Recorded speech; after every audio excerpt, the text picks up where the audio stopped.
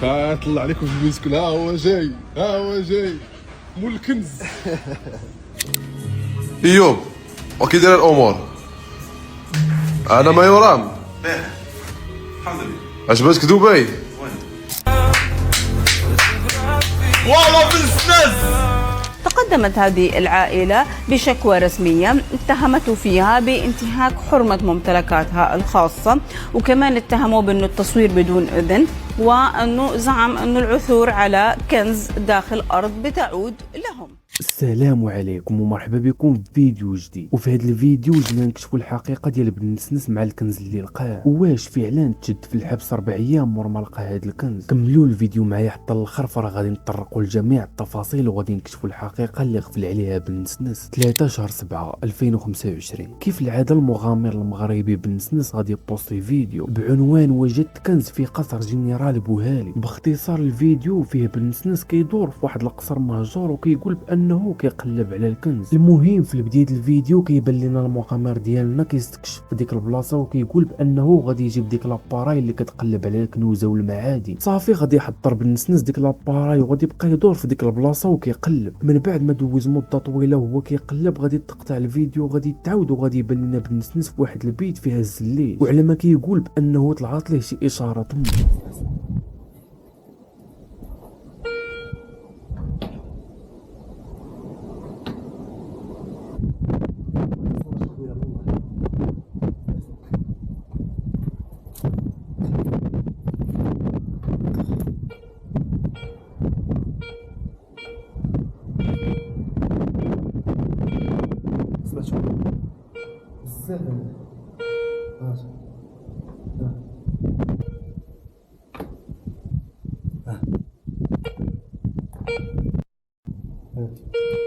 اسمع هيجي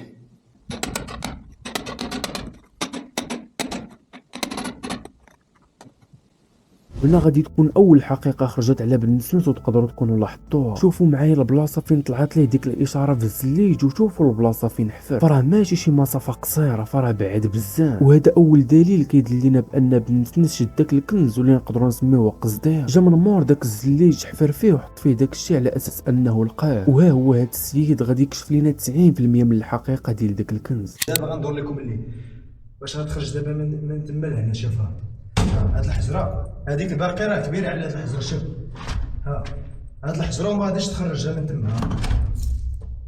شوف الوسط ديال الحيط هنا صغير، ومن الجهه الاخرى من الحيط لهيه محفوره مزيان غارقه، وهذه غارقه وهنا صغير. القلب وما هو هاد الدراري القلب خونا جاب هذيك مثلا قد نقولوا قد هاد الحجره الحيط هي مقاد وهنا مقاد، جا حفر هنا دار فيه حفره بحال هكا ها وحطها ياك ورد عليها التراب والحجر ومشى من اللي كيحفر.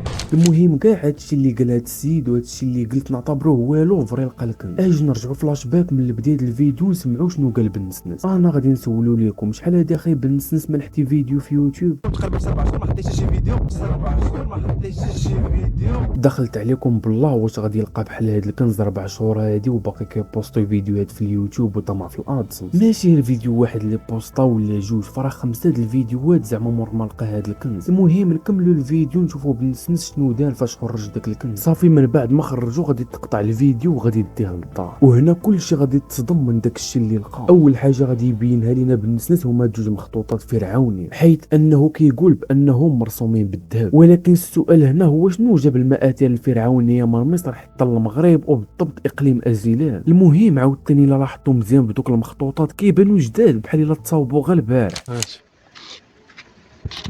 كبري هادشي كامل كيبان والو قدام الزئبق الاحمر اللي كيقول بانه لقاه. بكل بساطه حنا غادي نسولوا الاي اي يقول لنا شنو كاين. الزئبق الاحمر هو ماده غامضه يحيط بها الكثير من الجدل، ولا توجد ادله علميه موثوقه تؤكد وجودها كما يتم تداولها في الشائعات والاساطير. هاد الزئبق اسطوره وقال لك بن نسنس لقاها في حيط، شي حاجه اللي فريمون ما كيتقبلهاش العقل. المهم نزيدو نشوفوا الحصيله ديال بن نسنس. ابار هاد الزئبق اللي لقى غادي يلقى واحد الكله صغيره ولكن ديال الذهب، وشي اشكال اخرين ديال الذهب، ولكن اللي ردوا ليه الناس البال بزاف هو هذا الكاس ديال الذهب.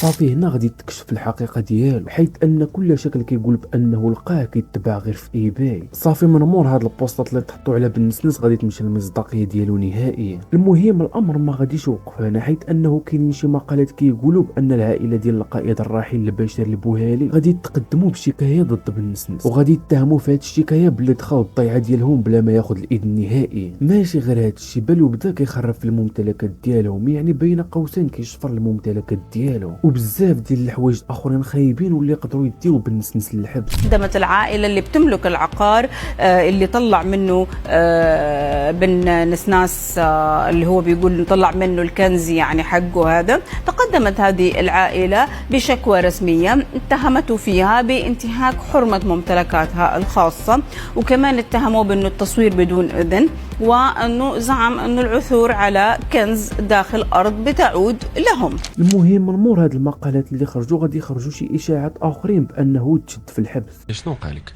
شدوني 4 ايام تما تحت الحراسه المشدده. وهاد 4 ايام اللي ضرب بالنسنس بسبب واحد المغامره اللي كان دارها فاش دخل لواحد الجزيره في الحسيمه. المهم بالنسنس دابا راه كاين في دبي وعايش تما الحياه السعيده والله يسهل عليه.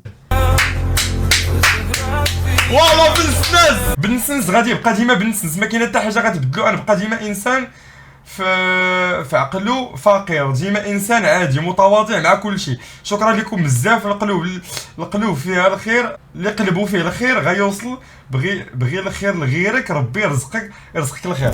والناس اللي كيقولوا كون ما لقاش الكنز كيفاش غادي يمشي لدبي، بالنسنس كما كتعرفوا ما كيعتمدش على الادسنس، بل كيدير اشهار ديال الغنى ديك اللي على بالك. يكفي دير اشهار لديك الشركه كل فيديو فراه غادي تولي مليونير، ولكن فلوس الحرام ما كتطولش. المهم الصيان زاد الشيء اللي كان في هذا الفيديو، نتلاقاو في الفيديو الجاي. كان معكم العارق والسلام عليكم.